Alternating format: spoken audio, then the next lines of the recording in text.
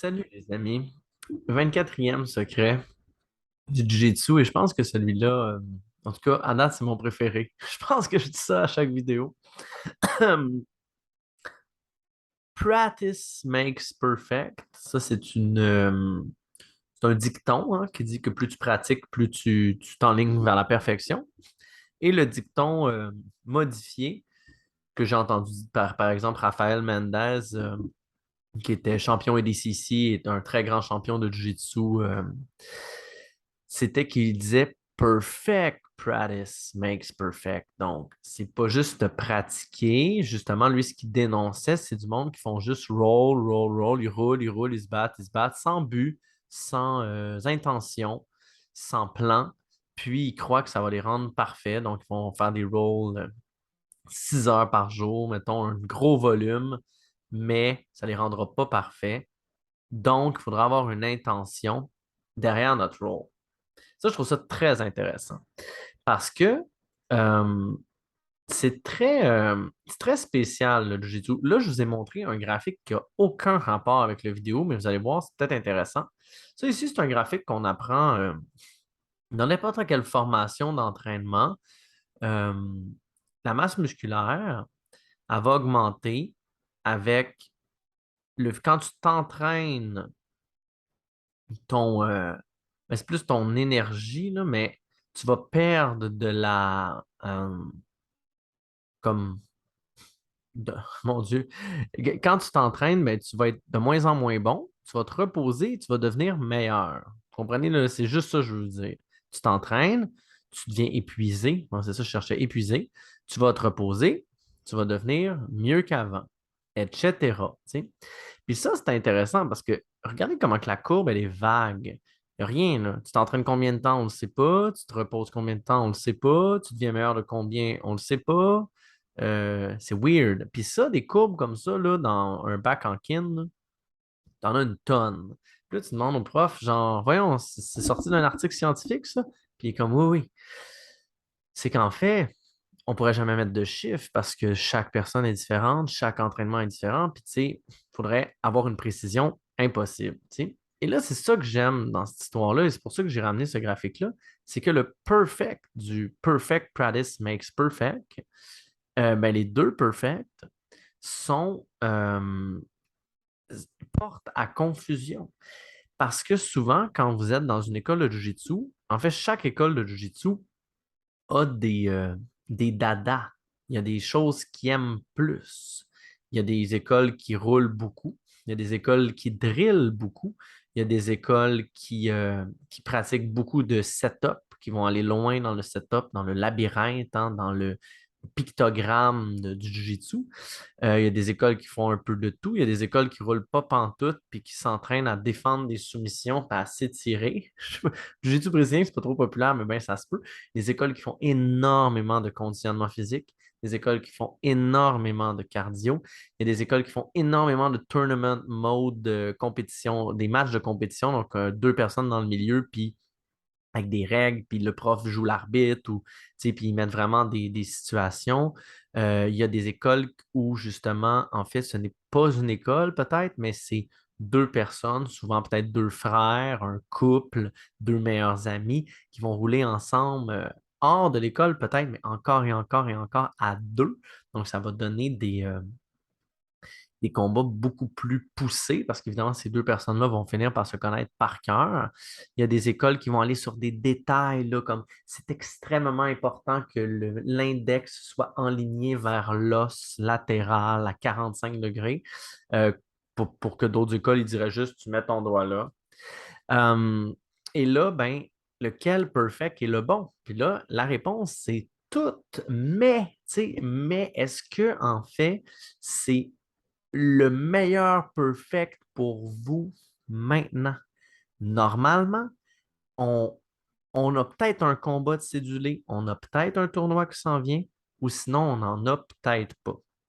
Si on a un tournoi, si on a un combat, c'est peut-être intéressant. Là, on a notre pyramide de skills. Donc, on a nos skills les meilleurs ici, puis on a des skills moins bons. pour un tournoi, c'est peut-être intéressant de booster un peu nos meilleurs. Ça prend moins de temps. C'est des petits détails qui vont les rendre juste un petit peu plus hot. Peut-être qu'ils vont faire la différence entre une soumission ratée et une soumission réussie.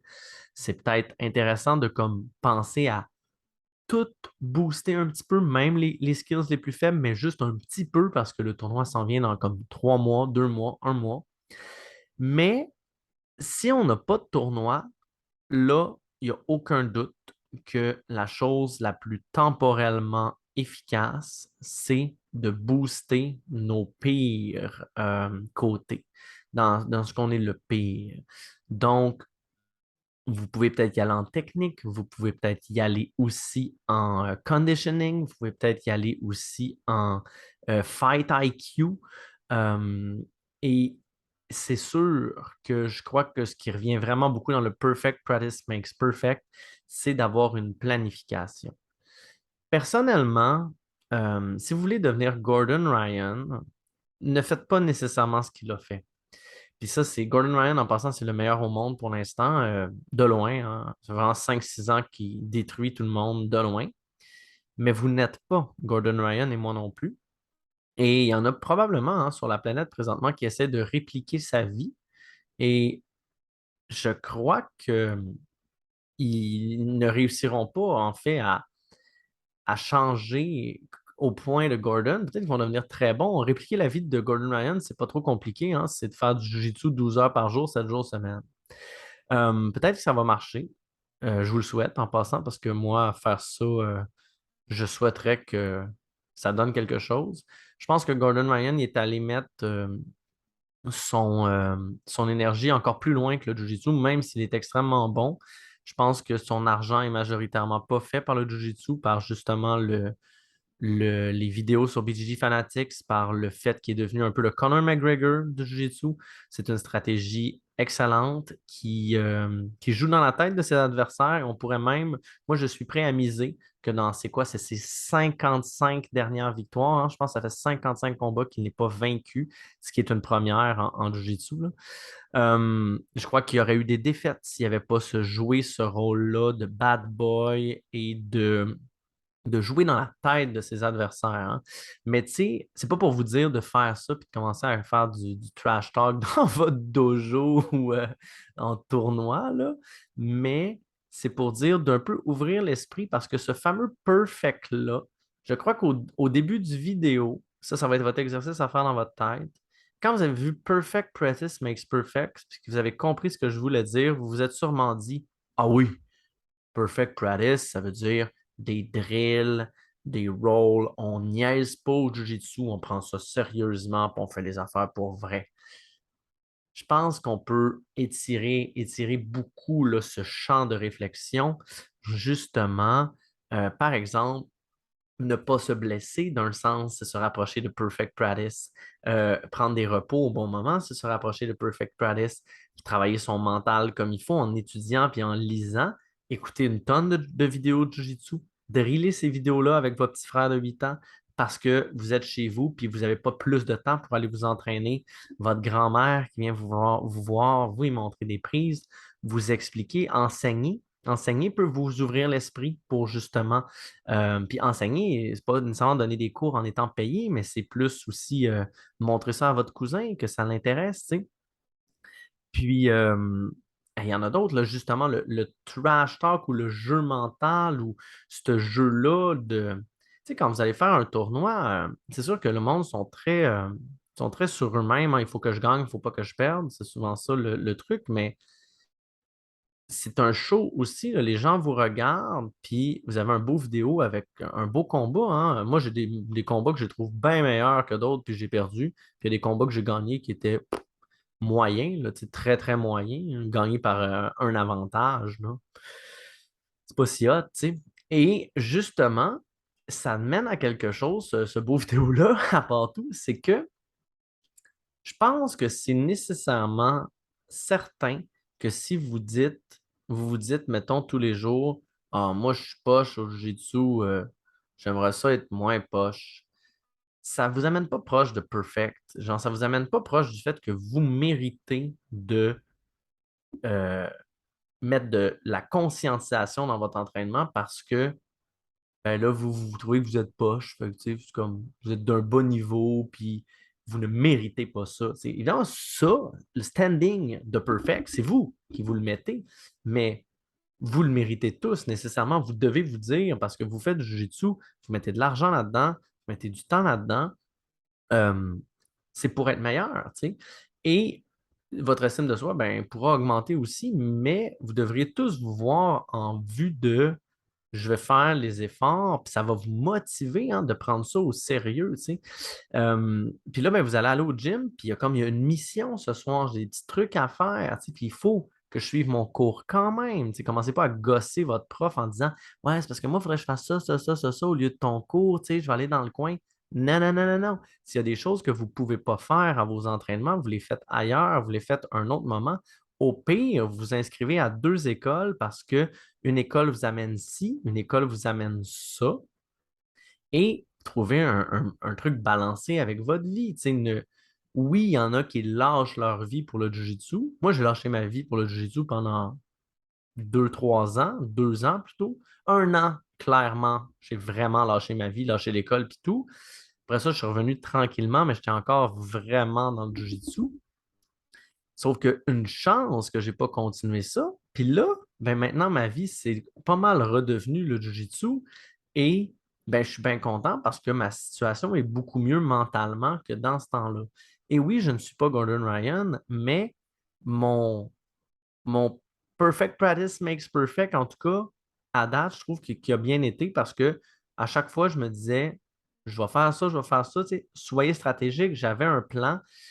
C'est certain que je ne vous mentirai pas que si vous ne venez pas 3 fois semaine, 2 fois semaine, là, mais en bas de 3 fois, c'est sûr, ça avance plus lentement, mais 3, 4 fois, là, c'est bien en masse pour un certain standing si vous mettez de la conscience dans votre entraînement. Puis vous pouvez faire de l'extra, hein. Si vous regardez des vidéos, ça compte. Ça compte pas exactement comme le Jiu-Jitsu, si vous trouvez que vous êtes dans une école qui manque de drills solo, toutes les drills solo, allez regarder des drills solo sur Internet, faites ça chez vous, faites-vous des 30 minutes par jour, des 45 minutes par jour, de la musculation.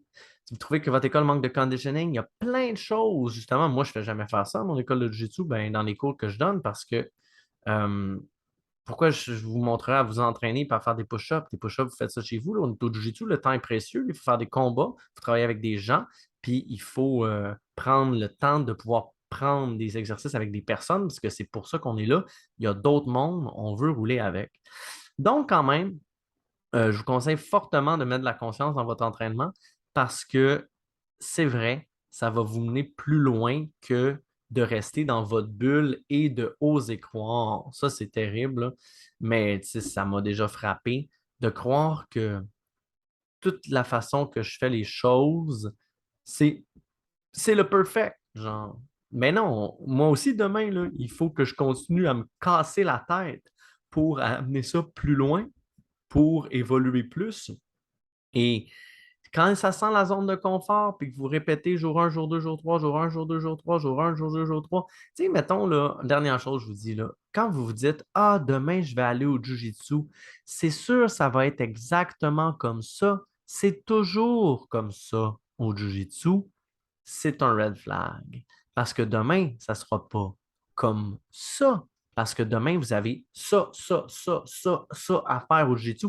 Vous n'aurez même pas le temps de le faire tellement que vous avez les mains pleines à pratiquer le premier truc de vos 5 objectifs. Tu sais. Donc, ça, là, c'est vraiment un gros point.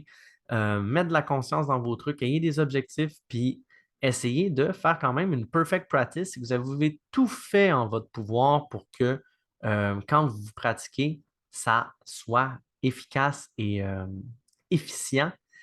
Par exemple, quand on part la pratique pour faire une technique, si vous avez le temps de le faire 10 fois, puis qu'il y a d'autres mondes qui jasent, qui ont le temps de le faire 2 fois, puis qui trouvent qu'ils n'ont pas eu assez le temps, c'est un petit signe que vous faites bien les choses, puis que vous avez pris le maximum de temps de pratique qu'on vous a accordé. Sur ce, bonne chance.